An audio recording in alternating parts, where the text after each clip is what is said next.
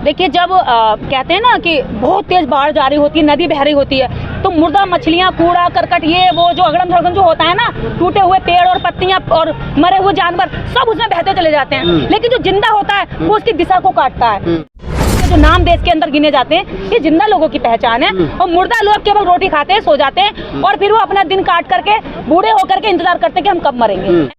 मैं ये कह रही हूँ, मेरा अभी राजनीति में कोई उद्देश्य नहीं है, लेकिन मैं भविष्य में राजनीति करूंगी।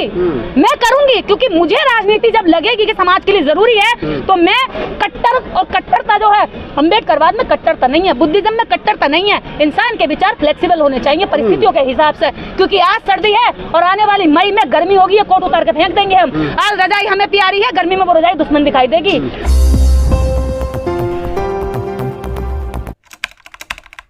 इसी में कौशल पवार थी जिनके लिए तो संघर्ष किया गया, उनके मैं नाम लेके कह रहा हूँ, उनको जब दिक्कत थी तो हम सब लोग समर्थन पाए। आज आप भी गई, आज वो भी नहीं आ रही, वो भी नहीं, बोलो परमानेंट प्रोफेसर है। देखिए, जब कहते हैं ना कि बहुत तेज बाढ़ जा रही होती है, नदी बह रही होती है, तो मुर्दा मछलियाँ, कूड़ा करकट, ये वो जो अगड़म झगड़म जो होता है ना, टूटे हुए पेड़ और पत्तियाँ और मरे हुए जानवर सब उसमें बहते चले जाते हैं। लेकिन जो जिंदा होता है वो उसकी दिशा को काटता है। जिंदा होता है वो विपरीत जाकर दिखा रहा है, अगर इधर बह रहा तो वो इधर को जाएगा। वो लावा नहीं, वो कूड़ा करकट नहीं होता है, वो मुर्दा नहीं होता है। तो ये जिंदा लोगों की पहचान है। बाबा साहब डॉक्टर अम्बेडकर के टाइम पे भी और शिक्षित लोग भी हुआ करते थे, लेकिन वो कांग्रेस की तरफ चले गए। बाबा साहब डॉक्टर अम्बेडकर ने जिंदा होने का सबूत दिखाया। तो ये जो नाम देश के अंदर गिने जाते हैं ये जिंदा लोगों की पहचान है, और मुर्दा लोग केवल रोटी खाते हैं, सो जाते हैं, और फिर वो अपना दिन काट करके बूढ़े होकर के इंतजार करते हैं कि हम कब मरेंगे। ऐसे लोगों का अस्तित्व नहीं होता, ना ऐसे लोगों की पहचान होती है। बस वो रोटी खा रहे हैं, अरे तुम भी रोटी खा रहे हो और वो भी रोटी खा रहे हैं, जो भीख मांगते हैं शनिदान के नाम पर। तो तुम में और उनमें अंतर क्या? रोटी उन्हें मिली, तुम्हें मिली, वो तो शाम को पौवा भी ले लेते हैं, शनिदान के नाम पर इतना पैसा आ जाता है उनपे। तो भैया तुम में और उनमें कोई अंतर नहीं है। कम से कम वो अपने धर्म का तो प्रचार करा, तुम तो अपने अधिकारों के बारे में ना जानते ना प्रचार करते हैं। आप कह रहे हैं कि मतलब ना जानते हैं ना प्रचार करते हैं, क्या काट है ये सारी समस्याओं का? आपका धार्मिक लेवल पर शोषण हो रहा है, आर्थिक लेवल पर शोषण हो रहा है, नौकरी में तो वहाँ शोषण हो रहा है। आपने कहा कि जो 131 सांसद है वो बधुआ मजदूर है। इन सारी समस्याओं का क्या काट है? देखिए, इसका एक सबसे बड़ा जो मूल मंत्र है, बाबा साहब डॉक्टर अम्बेडकर भी कहते थे कि जिस समाज की राजनीतिक जड़ों से पहले सामाजिक जड़ें मजबूत नहीं होती, और सामाजिक जड़ों में धार्मिक जड़ें मजबूत नहीं होती। लोग इसको भी आधा बताते हैं, सामाजिक जड़ों में भी धार्मिक जड़ें मजबूत। अगर हमारा कितना भी बड़ा नेता बन जाएगा तो वो उनके धर्म के आगे जाकर झुकता है और वो अपमानित करके भगा देते हैं। हमारा अपना कोई धर्म नहीं है, हमारा अपना सामाजिक कोई स्थान नहीं होता जहाँ हम बैठे। मुसलमान जाता है, नमाज करता है, 5 बार की नमाज अदा करता है, और आपस में वो सारा समाज मिलता है, भाईचारा बनता है उनका।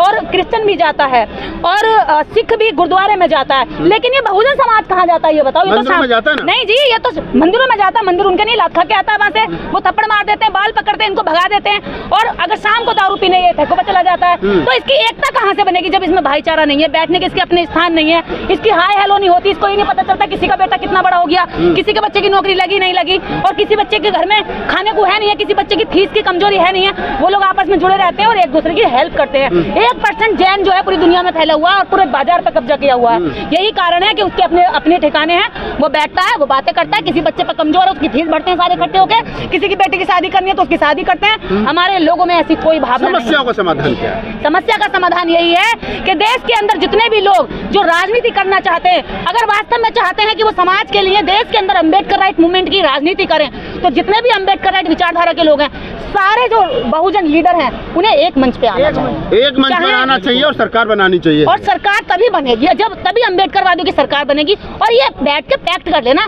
कम से कम 29 राज्य हैं भारत में, किसी एक को प्रधानमंत्री चुन लें और बाकी आप मुख्यमंत्री के राज्य ले लो। भाई जब सरकार बनती है तो एक ही पद थोड़ी होता है मुख्यमंत्री का या प्रधानमंत्री का। भाई शिक्षा मंत्री भी होता है, जो पढ़े लिखे लोग हैं वो शिक्षा विभाग को संभालें, जो और इंजीनियर से वो सड़कों को संभालें। इतने सारे विभाग होते हैं, उन विभागों को बांट लो। बहुत सारे योग्य समाज में लोग हैं, लेकिन ये क्या करते हैं, इनको सबको वही एक ठिकाने वाली कुर्सी चाहिए, चाहे इधर उधर से वो गिराने के लिए वहाँ पे 10 मिनट बाद उन्हें धक्का देके गिरा दिया जाए। तो पहले हमारे समाज के लीडरों को एक साथ बैठ करके, मैंने ये पिछले साल भी 6 दिसंबर को रामलीला ग्राउंड पे ये मैंने स्पीच करी थी, तब भी मैं बहुत इस बात पर दुखी थी कि सब लोगों को बिठाने के लिए मीटिंग करी थी, लेकिन लोग बैठे नहीं। नेता आपस में एक दूसरे की पीठ करके बैठते हैं, अगर ये दरको तो मेरी पीठ दरको होगी।